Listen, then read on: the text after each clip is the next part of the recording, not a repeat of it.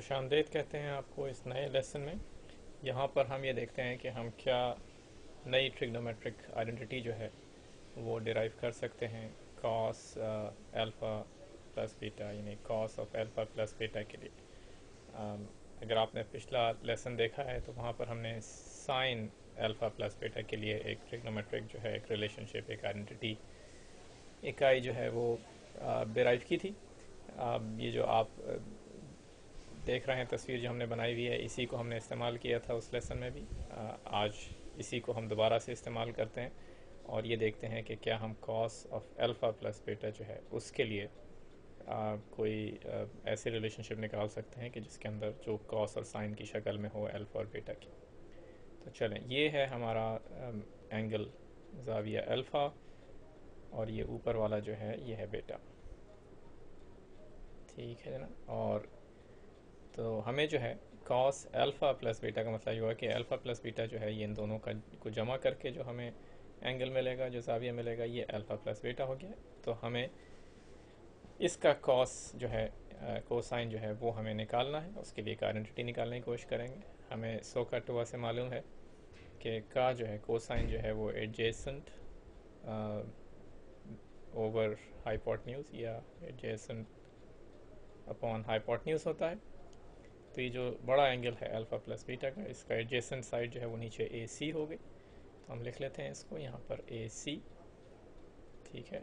और एडजेसेंट और हाइपोटेन्यूज जो है ये हमारे पास जो उल्टे हाथ पे जो एंगल है इसको हम देख रहे हैं, तो ये इसका हाइपोटेन्यूज जो है वो A B, line A B हो गई। तो cos of alpha plus beta हमारे इस ट्राइंगल के अंदर, इस मुसल्लस के अंदर line A C over line A B होगी। अच्छा, तो ये ए सी जो है एडजेसेंट है और ए बी जो है वो हाइपोटेन्यूज है। अब हम ए सी को जो है वो किसी और शक्ल में लिखने की कोशिश करते हैं। तो ए सी जो है वो अगर आप देखें यहाँ पर, तो ए सी जो है वो ए एफ, जो बड़ी वाली लाइन है, ए एफ माइनस डी ई के बराबर हो जाती। तो ये हमारा जो ये ओ लग रहा है ये डी है। ठीक है। तो ये हो गया। तो ए सी को हम फिर ए एफ माइनस डी करके भी लिख सकते हैं। तो डी जो है वो सी एफ के बराबर है। इससे पहले कि हम आगे बढ़ें, ये छोटी सी चीज़ हम भूल गए थे, ये सारे एंगल्स जो हम आपको दिखा रहे हैं सबके सब जो है ये 90 दर्जे 90 डिग्रीज़ के हैं। ठीक है, क्योंकि अगर ये 90 डिग्रीज़ के होंगे तभी डी ई जो है वो सी एफ के बराबर होगा। और हम ए सी को लिख सकते हैं अब ए एफ माइनस डी ई की शक्ल में। ठीक है। तो ए एफ जो है उसमें से अगर आप डी ई निकाल देंगे तो हमें ए सी मिल जाएगा। तो हम ए सी को, तो ये जो बड़ी लाइन है ए एफ, इसमें से डी ई निकालने के बाद, और ये डी ई है, तो ये बचेगा ए सी। तो हम ए सी को अब फिर हम ए एफ माइनस डी ई करके लिख सकते हैं। ठीक है। तो ये हो गया ए एफ माइनस डी ई, और डिनोमिनेटर में नीचे जो है हमारे पास ए बी रहा, तो ये लाइन ए बी हो गई। अच्छा, इसको हम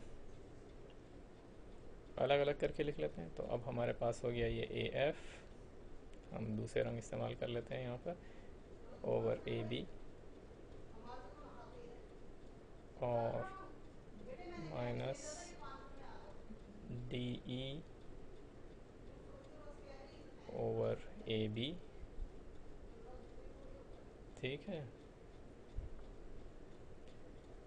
तो A F over A B ये हो गया पहली term, minus D E over A B जो है ये हो गया दूसरी टर्म। और ये जो है ये कोई रेशोज़ जो हैं ये कोई ऐसे नहीं हैं कि जो हम साइन या कॉस जो है एंगल्स में इनको लिख सकें। तो देखते हैं कि हम इन्हें किस तरह से जो है कुछ इसमें तब्दीली करें ताकि ये हमारे कुछ ऐसे शक्ल में आ जाएं कि जिनको साइन या कॉस की शक्ल में लिखा जा सके। तो अगर आप ए एफ को देखें, तो अगर हम ए एफ ओवर ए ई किसी तरह से ले आएँ तो हमें नज़र आ रहा है कि ए एफ ओवर ए ई जो है वो कॉस ऑफ अल्फ़ा के बराबर हो जाएगा। तो अगर हम ए एफ ओवर ए ई यानी ए ई से अगर डिवाइड कर दें हम इसको पहले वाली टर्म को, तो हमें ए एफ ओवर ए ई मिल जाएगा, जो हमें नज़र आ रहा है कि किस तरह से कॉस अल्फ़ा की शक्ल में लिखा जा सकता है। लेकिन क्योंकि हमने ए ई से डिवाइड किया तो हम ऊपर ए ई से मल्टीप्लाई भी कर देते हैं ताकि ये रेशो जो है ये वैसा का वैसे रहे। तो हमने सिर्फ A F over A B को जो है वो हमने A F over A E times A E over A B करके लिख रहे हैं, यानी ए ई अगर आप कैंसिल कर दें तो हमें वही रेशो दोबारा मिल जाएगा A F over A B वाला। ठीक है, तो हमने ए ई से ऊपर नीचे दोनों जगह बस मल्टीप्लाई कर दिया। यही काम जो है वो हम डी के साथ करेंगे। अब आप डी को देखें, अगर डी ई जो है, डी ई और बी ई अगर हमारे पास आ जाए तो हमें मालूम है कि फिर हम वो जो एंगल है ऊपर वाला उसके साइन की शक्ल में हम इसको लिख सकते हैं। तो हम चलें, हम जो है वो बी ई से वही काम करते हैं, डिवाइड और मल्टीप्लाई कर देते हैं इस रेशो को। तो D E over B E से हमने डिवाइड किया नीचे, अब ऊपर मल्टीप्लाई भी कर देते हैं ताकि ये जो रेशो है इसमें कोई फ़र्क ना पड़े। तो बी ई से ऊपर नीचे दोनों जगह हमने मल्टीप्लाई किया और ए बी जो पहले से था वो हमारे पास अभी भी मौजूद है। ठीक है, अब ये देख लें कि ये ऊपर वाला एंगल है ये क्या है। ठीक है, यानी अल्फ़ा और बीटा की शक्ल में अगर हम ये पता चल जाए कि ये कौन सा एंगल है, तो ये जो नीचे वाला अगर अल्फ़ा है तो ये जो ऊपर हम बना रहे हैं ये भी अल्फ़ा होगा। ये दो पैरेलल लाइंस हैं, डी ई और ए एफ जो है ये आपस में पैरेलल हैं, मुतवाज़ी हैं। और ये जो ए ई है ये ट्रांसवर्सल है, तो इंटीरियर एंगल हो गया, अल्फ़ा हो गया। अगर ये अल्फ़ा है तो ये ट्राइंगल के अंदर वाला है ये 90 माइनस अल्फ़ा हो गया। ये 90 माइनस अल्फ़ा जो है ये इसलिए कि ये जो है ये दोनों सप्लीमेंट्री एंगल्स होते हैं। एक अल्फ़ा है तो ज़ाहिर बात है कि बाकी जो बच गया वो 90 माइनस अल्फ़ा हो गया, क्योंकि ये दोनों मिल के 90 डिग्रीज का एंगल बनना चाहिए। ये जो ऊपर वाला है ये जो है ये एक ट्राइंगल का जो है ये एक तीसरा एंगल है। दो हमें मालूम है, एक 90 है, एक 90 माइनस अल्फ़ा है। तो अगर आप सम करके इन सबको देखें तो ये इसकी वैल्यू जो है वो अल्फ़ा निकलेगी। तो अब जनाब हमारा जो एंगल है डी बी ई वो अल्फ़ा निकला है।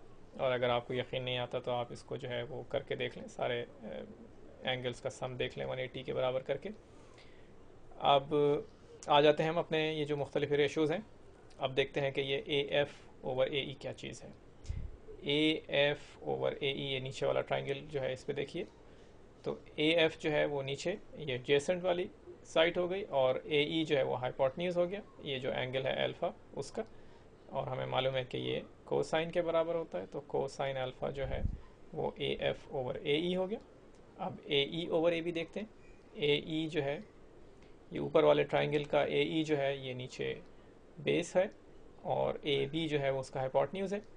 ये अगर आप एंगल बेटा को देखें तो ये उसका एडजेसेंट ओवर हाइपोटेन्यूज हो गया और ये भी कोसाइन हो गया, लेकिन कोसाइन इस दफ़ा बेटा का है, तो ये हो गया कॉस या कोसाइन ऑफ बेटा।